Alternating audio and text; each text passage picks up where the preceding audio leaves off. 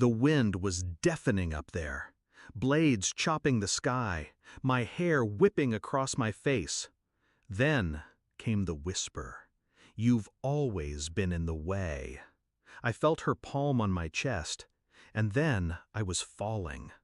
The last face I saw wasn't hers. It was his, my husband, expressionless, still. He knew.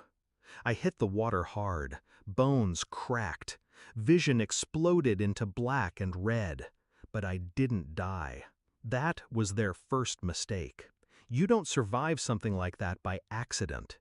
You survive it because something colder than water wraps around your spine. Rage. I washed up hours later, broken, bleeding, invisible.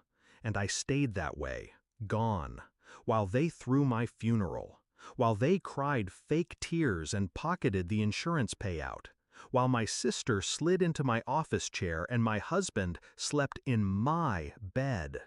I watched and waited. I wasn't always this person. Once I believed in family. I trusted my sister with secrets, my husband with my heart.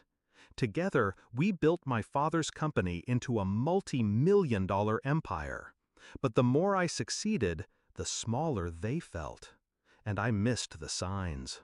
The late-night texts, the sudden business trips, the way he stopped touching me, and she started dressing like me. It all clicked the night before the helicopter ride. A phone left unlocked.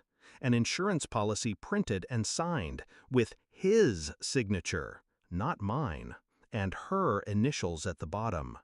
$5 million. They called it a just-in-case. I called it motive. So I made copies, saved emails, turned whispers into evidence. But I didn't confront them. Because rage isn't revenge.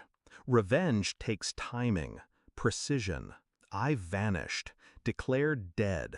Let the world bury me while I buried who I used to be. A hacker in Romania helped erase what little digital footprint remained. An ex-military contact gave me new documents, a limp that looked real, and a new name. Then I returned, silently, undercover. The funeral was a farce.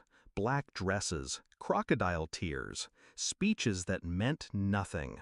I stood in the back, sunglasses, scarf, cane. Nobody noticed the ghost watching them bury her own body. But I saw everything. My husband gave a eulogy. Brilliant, loyal, gone too soon. My sister sniffled on cue. But when he reached for her hand, she didn't flinch. They weren't even hiding it. Perfect. The first domino I pushed was the company. My lawyer, someone they didn't know I trusted, filed a motion claiming fraud in the transfer of ownership. He had power of attorney from before the accident. They'd forged the new one. Feds got involved. Then came the money.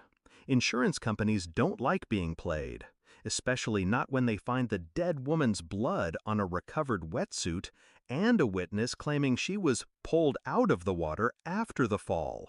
All arranged, all planted, all timed. I didn't need to expose them. I made them expose themselves. Paranoia does the job better than proof. They started slipping, blaming each other in front of the board, deleting files the feds had already copied. Then came the raid. I walked into the courtroom 3 months later, alive, breathing, unbroken. My sister froze. My husband went pale. They looked like they saw a ghost. In a way, they had. Because the woman they killed, she died that day in the water. I was something else now. They pled not guilty. Of course they did. But the jury saw through them. Emails, texts, bank transfers. The last nail? The audio recording from the helicopter. She whispered it so clearly. "You've always been in the way." Sentenced. Public disgrace. Assets frozen. He cried when they took him out in cuffs. She screamed. I just watched. same way they watched me fall. The company? Back in my name. But I sold it. Built something new, smaller, cleaner, mine. Sometimes I dream of that moment, her hand, the fall, the silence right before the crash, and then I wake up calm. Because justice doesn't always wear a badge. Sometimes she wears your face.